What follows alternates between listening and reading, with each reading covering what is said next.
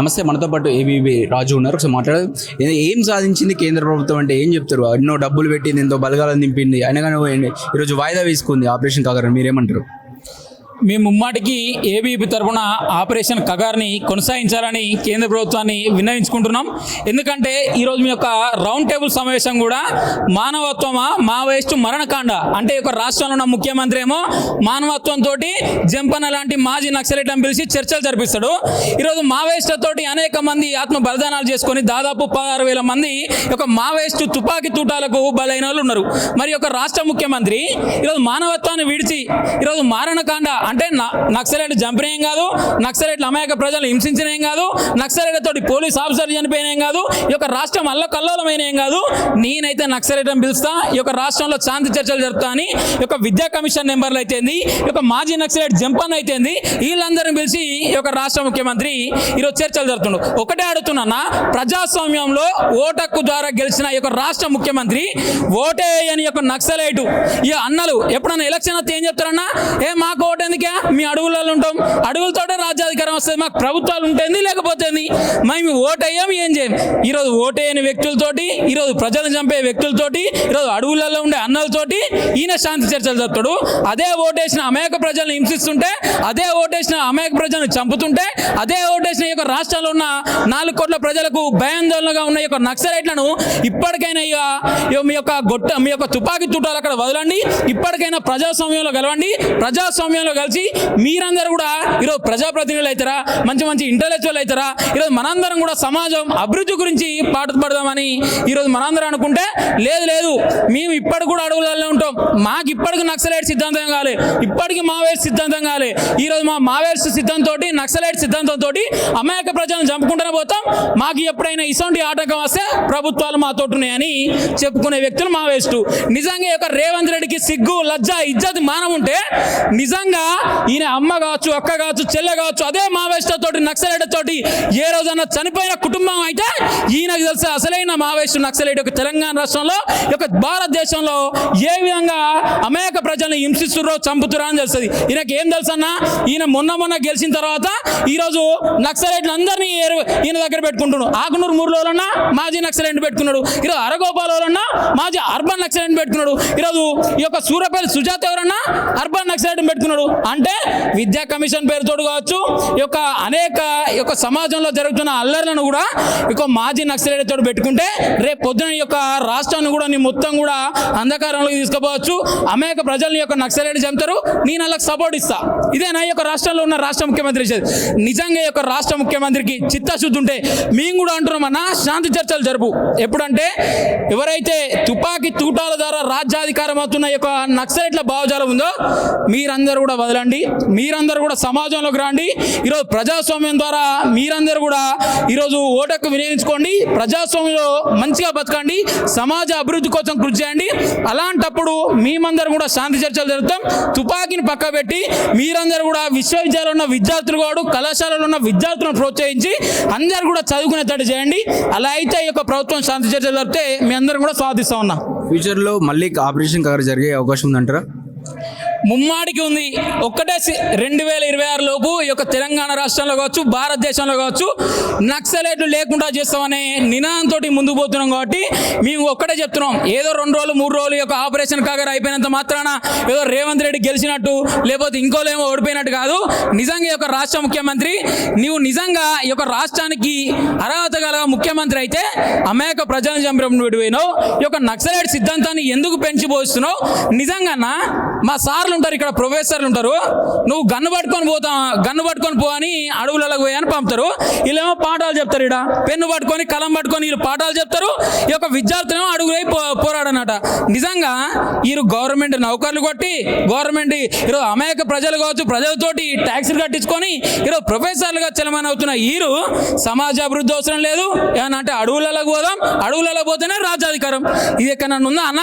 ఈరోజు అంబేద్కర్ రాజ్యాధికారాన్ని నువ్వు గౌరవించవు, అంబేద్కర్ ప్రజాస్వామ్యాన్ని గౌరవించవు, అంబేద్కర్ రాజ్యాంగాన్ని గౌరవించవు. అంబేద్కర్ రాజ్యాంగం ఏం చెప్తుంది? నిజంగా నువ్వు కొట్లాడే నాయకును అయితే, నిజంగా పాటుపడే నాయకును అయితే, నిజంగా సమాజ అభివృద్ధి గురించి కృషి చేసినట్టయితే నువ్వు అడవులలో ఓకురాబై సమాజంలో ఉండి సమాజం కోసం కృషి చేసి చదువును పెంచు, కళలను పెంచు, తుపాకీ గొట్టాలను పెంచకని చెప్పేది ఈరోజు అంబేద్కర్ రచించిన రాజ్యాంగం. మరి అంబేద్కర్ రచించిన రాజ్యాంగానికి తూటులు పొడిచే వ్యక్తులతోటి ఒక రాష్ట్ర ముఖ్యమంత్రి, ప్రజాస్వామ్యం చేత ఎన్నుకోబడ్డ ఒక రాష్ట్ర ముఖ్యమంత్రి తుపాకీ తూటాలతోటి ఒక ప్రజాస్వామ్యాన్ని కూల్చివేత అన్న ఒక నక్సలైట్లకు శాంతి చర్చలు జరపడం సమాజమే అన్న. ఇప్పుడు ఈ యొక్క తెలంగాణ రాష్ట్రంలో కావచ్చు, భారతదేశంలో కావచ్చు, ప్రజలందరూ యుత్తురు. అయ్యో 16,000 మంది అమాయక ప్రజలు చనిపోయారు, ఇప్పటి కూడా లారీలు ఆగుతున్నాయి, బియ్యం లారీలు ఆపుతున్నారు, అడవులలో ములుగులాంటి ఏరియాలలో పోలీస్ ఆఫీసర్లను చంపుతున్నారు, ఎక్కడెక్కడ ఎన్కౌంటర్లు చేస్తున్నారు. అసలు వీళ్ళని ఎవరైనా మళ్ళా దగ్గర తీసిందని ప్రజలందరూ ఆలోచించిన క్రమంలో నేనున్న నక్సలైట్లకు నేను పెద్ద అర్బన్ నక్సలైటు, నేను చెప్పినట్టే ఈ యొక్క రాష్ట్రంలో ప్రజలు కూడా ఇంటారనే ఒక వేరే ధోరణితోటి, అంటే ఆ ధోరణి ఏ విధంగా ఉందంటే మూర్ఖత్వ ధోరణితో నేను ఒక నక్సలైట్లకు పెద్దన్న, ఒక పెద్ద అర్బన్ నక్సలైట్గా ఉంటాను, ఒక రాష్ట్ర ముఖ్యమంత్రి నక్సలైట్లతో చర్చలు జరపడం, అందులో మాజీ నక్సలైట్ పెట్టుకొని ఈ యొక్క సపోర్ట్గా విద్యా కమిషన్ వేయడం నిజంగా సిగ్గుచేటన్నా. అంటే బూటక్ ఎన్కౌంటర్ పేరుతో చంపేస్తారు అంటున్నారు, మీరేమంటారు? బూటక్ ఎన్కౌంటర్ అన్న ఒకటి పోలీస్ ఆఫీసర్లు అడుగుదాం, నువ్వు పోదాం నేను పోదాం, నక్సలైట్ సిద్ధాంతాన్ని పోలీస్ ఆఫీసర్లు సపోర్ట్ చేస్తారా, అపోజ్ చేస్తారా? అమాయక పోలీస్ ఆఫీసర్లను, అమాయక ప్రజలని చంపినప్పుడు చాలామంది పోలీస్ ఆఫీసర్లే ఈ యొక్క నక్సలిజాన్ని అరికట్టాలి, నక్సలిజాన్ని లేకుండా చేయాలి అని ప్రభుత్వాన్ని ఎన్నోసార్లు మొరపెట్టుకున్నారు. ఇప్పటి కూడా మొన్న కూడా మనం చూసినాం, డీజీపీ స్టేట్మెంట్ కూడా ఏంటంటే నక్సలిజాన్ని లేకుండా చేయాలని. అంటే పోలీసు వాళ్ళ స్టేట్మెంట్ కరెక్టే ఉంది, ఏంటంటే నక్సలిజాన్ని అంతం చేయాలని ఉన్నది. ఈ రాష్ట్ర ముఖ్యమంత్రి ఏంటి? పెద్ద అర్బన్ నక్సలైట్. అంటే పోలీసు వాళ్ళు నేను చెప్పినట్టు ఏంటారు, ఈ యొక్క రాష్ట్ర ప్రజలు నేను చెప్పినట్టు ఏంటారు అని మావోయిస్టు నేతలతోటి, మాజీ నక్సలైట్ తోటి చర్చలు జరుగుతున్నాం. నిజంగా మేము ఒకటే అడుగుతున్నామన్నా, ఈరోజు ఇది పెట్టడానికి కూడా ముఖ్య కారణం ఏంటంటే రౌండ్ టేబుల్ సమావేశం. ఈరోజు మానవత్వమా, మావోయిస్టు మరణకాండ, నువ్వు మానవత్వంతో చర్చలు జరుపుతున్నావు, అదే మానవత్వంతో తుపాకీ తూటాలు పక్కకు పెట్టి ఒక సమాజంలో కలిసి ప్రజాస్వామ్యాన్ని పెంపొందించు, ప్రజల కొరకు పాటుపడు, అడవుల పోరాడకని చెప్తున్నాం. మేము ఇప్పటికైనా ఒకటే అడుగుతున్నాం, నువ్వు ఈ యొక్క అర్బన్ నక్సలైట్ల పేరుతో ఈరోజు వ్యక్తులను చంపడం కాదు, నువ్వు యొక్క ప్రజాస్వామ్యాన్ని తుపాకీ తూటాలు వదిలిరా, అప్పుడు శాంతి చర్చలు జరపడానికి మీ అందరం కూడా మీకు ప్రోత్సహిస్తామని ఏబీపీ నుండి డిమాండ్ చేస్తున్నాం. ఎందుకు వాయిదా వేసినట్టు ఆపరేషన్ కగార్? ఒకటే ఉద్దేశము, ఎక్కడ చూసినా ప్రపంచం మొత్తం కూడా భారతదేశం పాకిస్తాన్కు యుద్ధం జరుగుతుంది. పాకిస్తాన్ మానవత్వాన్ని మరిచి సామాన్యమైన జనరల్ మామూలు విద్య అంటే మామూలు టూరిస్టులను చంపడం అనేది ప్రపంచం మొత్తాన్ని కూడా కలిచివేసింది. అలాంటి యుద్ధ సమయంలో అక్కడ కొంతమంది జవాన్లు, ఇక్కడ కొంతమంది జవాన్లు ఎందుకు, ఏ సమయంలో ఏది వచ్చే ఆపద తెలియదు. కాబట్టి మన యొక్క భారతదేశం ఉన్న ఏ వ్యక్తి కూడా చనిపోవద్దని సానుభూతి దృక్పథంతోటి ఈ యొక్క సన్నివేశాన్ని తర్వాత కూడా మనం మళ్ళీ స్టార్ట్ చేయొచ్చు. కగార్ అనేది ఆగేది లేదు. ఎందుకోసం అంటే ఫస్ట్ మనకు సింధూర్ ఉంది, సింధూర్ అనేది ముగించాలి, పిఓకిని ఆక్యుపై చేయాలని ఒక ముఖ్య ఉద్దేశంతో దాన్ని ఒక ఆపడం జరిగిందని మీ అందరం కూడా భావిస్తున్నాం విద్యార్థులంగా. ఆపరేషన్ కగార్ ద్వారా కేంద్ర ప్రభుత్వం ఏం సాధించింది? చాలా డబ్బులు పెట్టారు, చాలా పథకాలు మోహరించారు అని ఇన్ని ఖర్చు పెట్టినా అసలు ఏం చేయలేదు అని చెప్పేసి అంటున్నాం మేము. అంటే వాస్తవానికి కూడా చేయలేదే ఇన్ని రోజులు చర్చలు జరగలేదు, చేయలేదే అంతమందిని చంపలేదు, మనం ప్రాణాలు కోల్పోలేదు, మన జవాన్లు ప్రాణాలు కోల్పోయారు. కానీ ఇక్కడ అంతకంటే ముఖ్యమైన ఉద్దేశం ఏంటంటే పిఓకే పాకిస్తాన్తో యుద్ధం జరుగుతుంది. కానీ ఒక చిన్న పొరపాటు వల్ల కూడా మన ఒక వ్యక్తి చనిపోతున్న ఒక సానుభూతి దృక్పథంతో ఇది జరుగుతుంది. కాబట్టి కగార్ అనేది ఆగేది లేదు.